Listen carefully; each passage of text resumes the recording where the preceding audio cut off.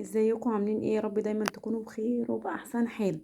تعالوا بقى النهارده كده ان شاء الله. انا حبيت ان انا اكسر الخوف اللي جوايا، لان انا ما بحبش اشتغل في الجلد بالذات، لان الابره اللي بتخش ما ينفعش ان انا ارجعها تاني عشان بتعلم، ولازم الواحد بيبقى شغال فيه بيبقى مركز جدا جدا.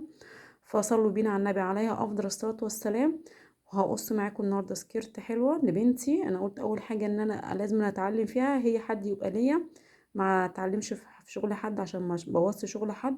فاول حاجه انا حبيت ان انا اعملها واتعلم فيها، عملت البنت سكيرت، لان انا نزلت عشان اشتري لها واحده جلد. لقيت السعر خيالي جدا، ما اعرفش ليه يعني.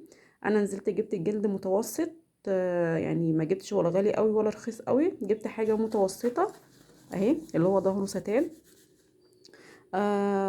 وان شاء الله يعني عندي امل، عندي ثقه في ربنا ان شاء الله ان انا ان شاء الله باذن الله هعرف اعملها.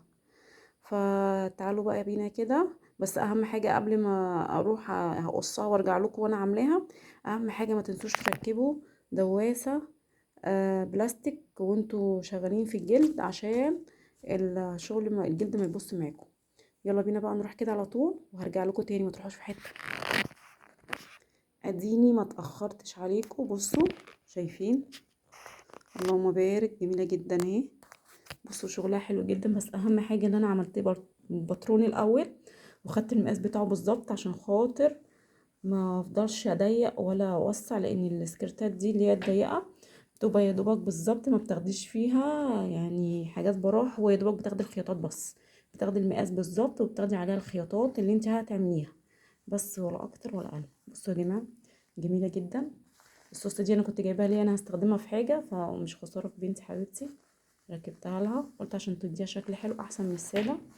وطبعا هنا بصوا اهي انا عملتها كلها كوسر كده اهي. طبعا لسه هوديها بتاع المكوى عشان خاطر يكسرها لي لغايه تحت، يعني يمشي بنفس الكسرات دي لغايه تحت. بس انا اللي يعني محتاره فيه ان انا اتني الجيبه بتاعتي الجلد دي من تحت ولا اسيبها كده. فانتوا قولوا لي في الكومنتات قبل ما اوديها، يعني اتنيها ولا اسيبها كده. بصوا الله اكبر، بسم الله ما شاء الله. فعلا الواحد يتوكل على الله ويشتغل اي حاجه. سلام.